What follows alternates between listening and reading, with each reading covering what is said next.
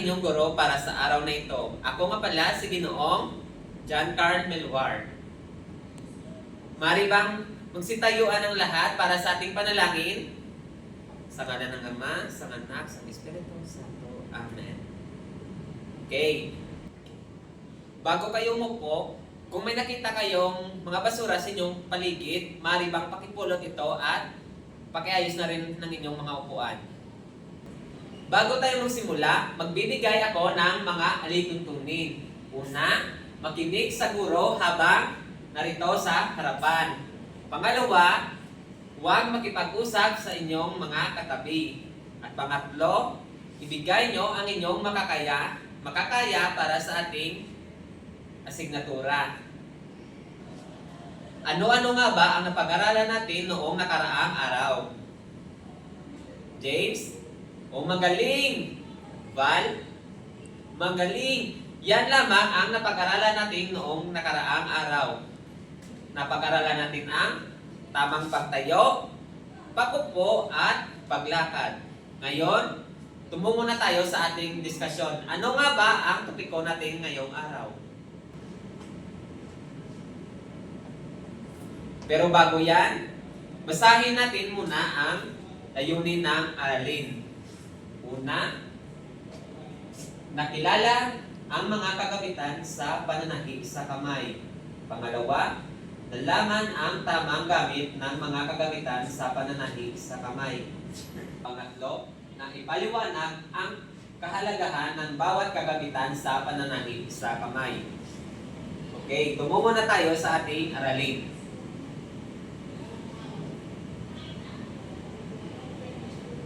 Ano-ano nga ba ang kagamitan sa pananahi sa kamay?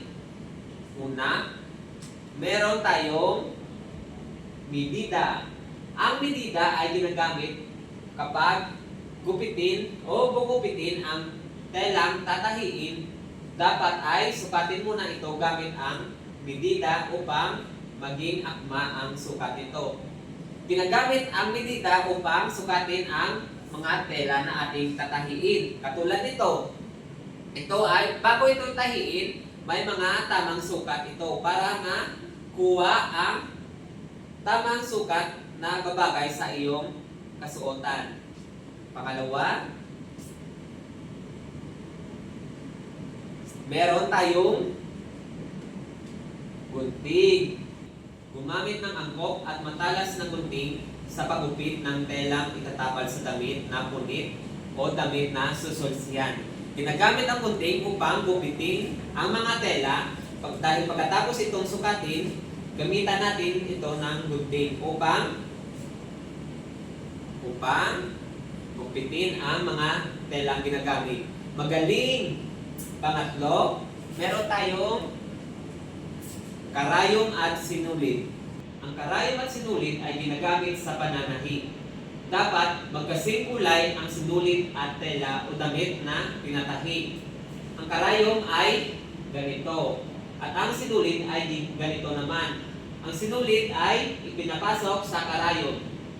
At dapat, kung ano ang iyong tela, dapat magkasing kulay din ito ng iyong sinulit. Halimbawa, puti at itim. Ito ay hindi magkasing kulay. Dapat akma ang iyong gagamitin na sinulit sa iyong telang tatahiin. Pang-apat, meron tayong didal. Kapag ikaw ay nagtatahi, lalo sa matitigas na tela, gumamit ng didal. Ito ay isinusuot sa gitnang daliri ng kamay upang itulak ang karayom sa pagtatahi. Sa ganitong paraan, maiwasan matusok ng karayom ang mga daliri. Ang didal naman ay ginagamit upang pang-proteksyon sa iyong kamay. Halimbawa, kapag wala kang didal ay maaring matusok ang iyong kamay ng karayom. Kaya gumamit tayo ng didal. Pero kahit na ang mga manggagaling na mananahi, gumagamit din nito upang sa kanilang proteksyon. Pang-5, meron tayong field potion. Ano nga ba ang pin cushion? James? Okay, magaling. Ang pin cushion naman ay ginagamit pagkatapos gamitin ang karayom sa pagtatahi. Mainam na ito ay ilagay sa pin cushion. Ang pin cushion naman ay diyan inilalagay ang iyong karayom. Kapag ito ay para hindi ito mawala. Halimbawa, kapag tapos mong manahid, diyan mo lang ilalatag ang iyong karayom, maaari itong mawala. Kaya meron tayong pin cushion upang dito iligpit ang ating mga karayom. Pang-anim, meron tayong isang emery bag. Ang emery bag naman ay dito itinutusok ang karayom sa emery bag kapag hindi ginagamit upang hindi ito kalawangin. Parang katulad rin ito ng isang pin cushion.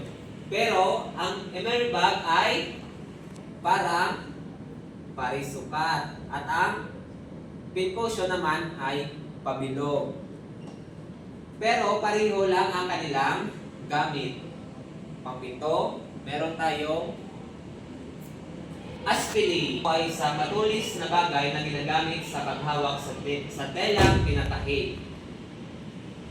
Ang aspili naman ay ito ang humahawak sa ating tela. Halimbawa, ito ang ating tela. Kapag gugupitin natin ito, maaari itong gumalaw. Kaya gumagamit tayo ng aspili upang hindi ito gumalaw at upang hawakan ito ang ating tela.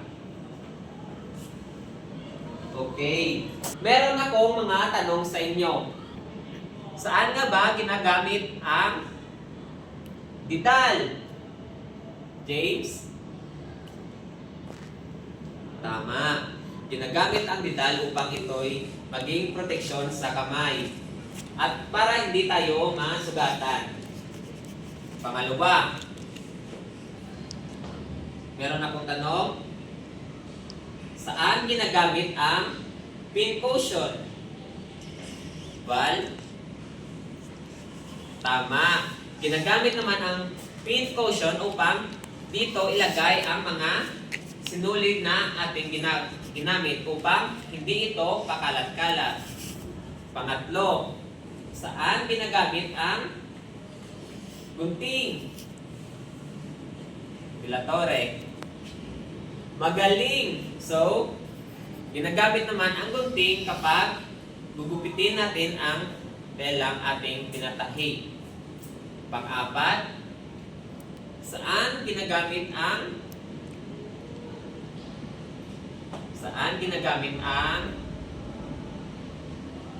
medida? James? Magaling! Ginagamit ang medida upang sukatin ang ating mga tilang pinatahi. Kapag wala tayong medida, hindi natin makukuha ang tamang sukat na ating tinatahi o ginugupit. Okay. Ngayon, pumunta naman tayo sa ating activity o tinatawag na aktibidad. Ang aktibidad natin ngayon ay tinatawag na paper boat game. Sino ang gustong sumali? Ngayon ay pipili ako ng dalawang grupo. Ito ang unang grupo at ito ang pangalawang grupo. Bawat grupo ay pumili kayo ng 10 upang sumali sa ating laro. Okay? So, ang panuto nito ay meron ako rito dalawang barkong papel at ilagay ito sa semento.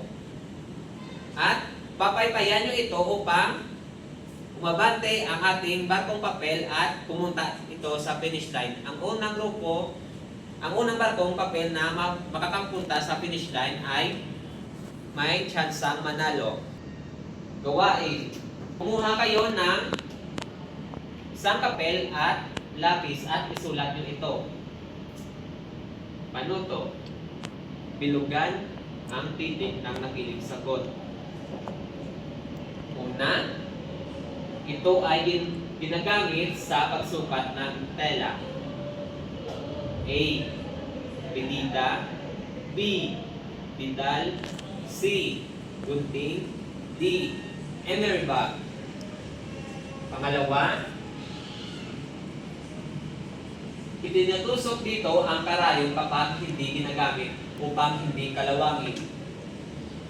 A. Sewing box. B. Pin cushion. C. Emery bag. D. Didal.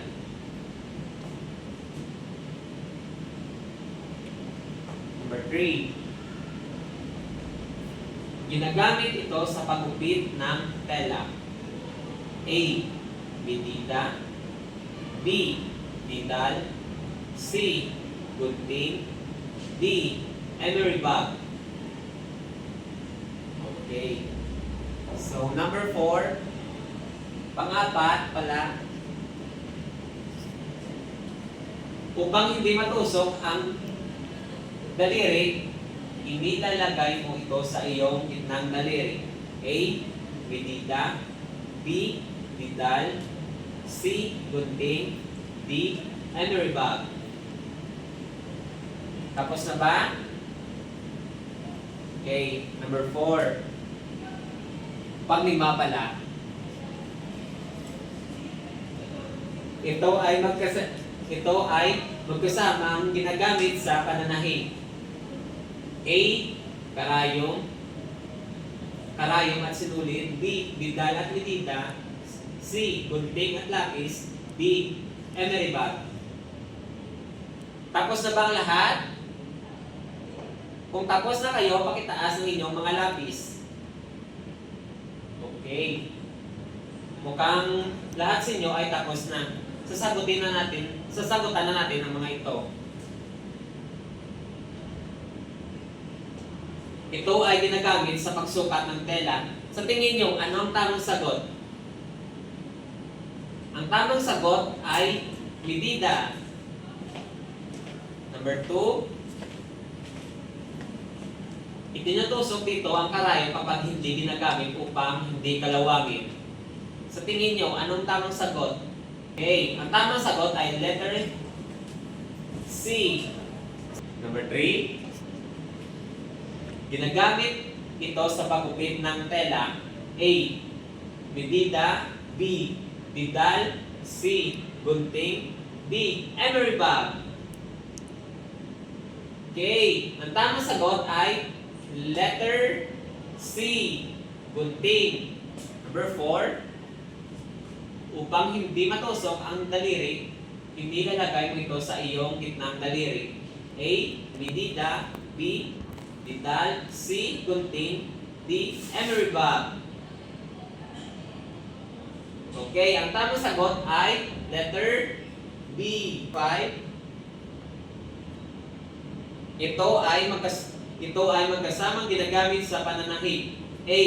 Karayom at sinulid. B. Didal at medida. C. Gunting at lapis. D. Emery bag. Ang sagot ay karayom at sinulid. Takdang aralin. Panuto, tanungin ang magulang kung anong kagamitan sa pananahi sa kamay ang kanilang ginagamit sa pagtatahi ng mga tela o sirang damit. Kung kayo lumabas ng ating silid-aralan, maribang pulot ng inyong mga basura at pakiayos na rin ng inyong mga upuan. Maraming salamat at dito na nagtatapos ang ating klase.